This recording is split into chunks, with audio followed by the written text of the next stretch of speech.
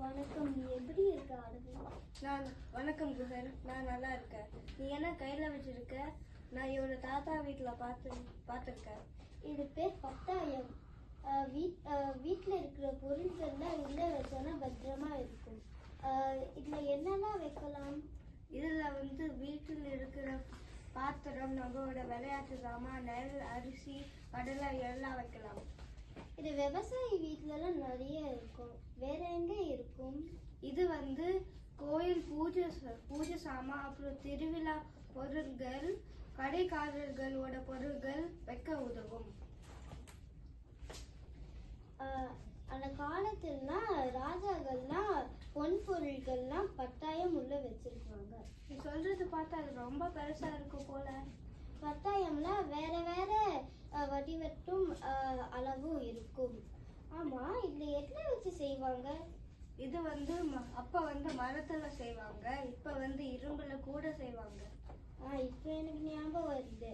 மேல ஒரு பெரிய கதவு இருக்கும், ஒரு கீழே ஒரு சின்ன கதவு இருக்கும். ரெண்டு கதவா? அது எதுக்கு? மேலே இருக்கிற கதவு, பெரிய கதவு பெரிய பொருள்கள் தான் போறதுக்கு எடுக்கிறதுக்கும் உதவியா இருக்கும். கீழே இருக்கிற சின்ன கதவு நெல், அரிசி அது மாதிரி சாமான் எடுக்கிறதுக்கு உதவும். அது மட்டும் இல்ல, பத்தாயத்துல இருக்கிற பொருள்கள் பூச்சி வராம இருக்கிறதுக்கு அதுக்குள்ள வேப்பிலை, மஞ்சள், சாம்பல், நெய் உள்ளார போடுவாங்க. இப்பெல்லாம் பத்தாயம்லாம் நம்ம வீட்டுல இருக்கிற ஸ்டோரேஜ் ரூம், பேண்ட்ரி மாதிரி. அதுக்கு நம்மளோட தாத்தா பாட்டி எல்லாம் சொல்லுவாங்க, பத்தாயத்துல அரிசி இருந்தா பசி தேங்காது. பத்தாயம்ல ஃபுல்லா நெறிஞ்சு வச்சிருந்த வீட்டுலலாம் செல்வம் செழிப்பு நல்லா இருக்கும்.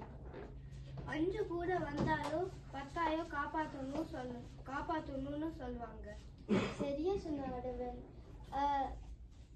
நம்ம ஃபியூச்சர் ஆர்கிடெக்ட்ஸ்ல நம்ம நாளைக்கு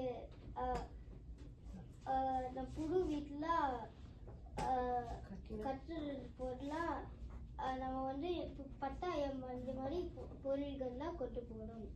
நன்றி, வணக்கம்.